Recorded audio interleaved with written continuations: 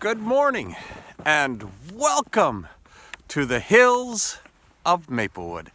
My friends, as always, it is a delight of mine to be able to be with you, coming from this beautiful scenery that we have around us, the Hills of Maplewood. Today, I have come to kind of a unique and special spot. As I have been wandering through these hills of Maplewood, one of the things that I am intrigued with is finding the footprints of man. I have come across numerous roadbeds that are no longer in existence, trails that led back to homesteads. I'm intrigued with the trying to find and figure out where building sites were and such. And a lot of times when you look across the landscape, you can kind of point out where maybe there was a building site or a homestead. And if you go in and investigate a little bit closer, you do find the footings of a house or of a barn or some remnants of that place. So this morning, what I have done is I have come to a place where I know was a schoolhouse. Yeah, my friends, it was the District 156. It was located pretty close to my home farm where I grew up.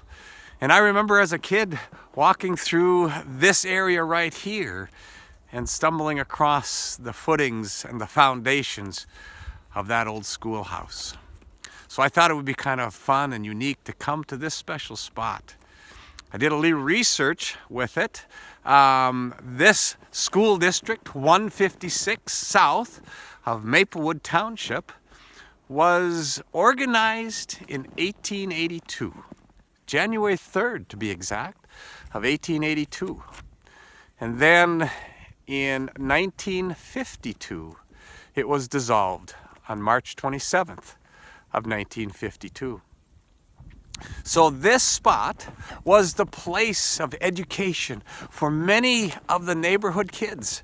They would walk to the schoolhouse. Some of them, in my estimation, probably 2.5 to 3 miles that they would come from all around to learn and to grow in this place. And then in the summer or in the winter time, during the snow times, which we find ourselves in, they would come in skis. And then at the noon hour or the recess, they would have the opportunity to go up into the hills here and ski out onto the lake and have the fun and enjoyment that kids want to do with their friends and such. I never participated in this schoolhouse because it was gone before my time. But I remember my dad telling stories of how he would walk to school here and how he and his friends would ski down these slopes and such. Fond memories.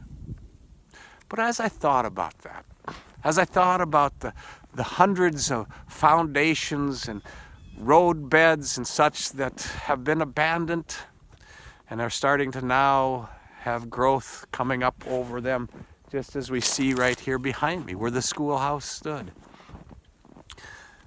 There's still a foundation. And so with that in mind, I want to read to you this text. And it's coming from 1 Corinthians 3, verses 10 and 11.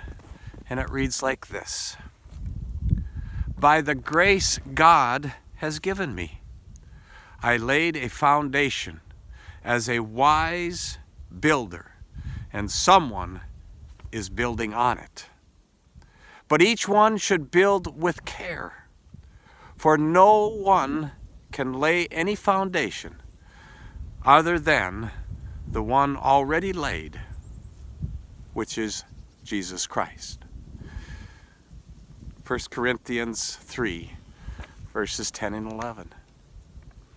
My friends, we can go all around the countryside and we can see foundations that were built strong and sturdy for the buildings, the houses, the barns, the silos.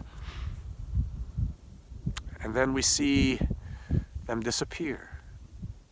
And yet the foundations are still there.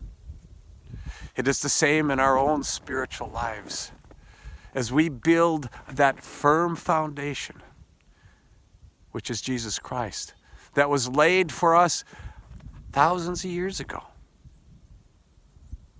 And it is that foundation that we are able to stand on and stand firm in.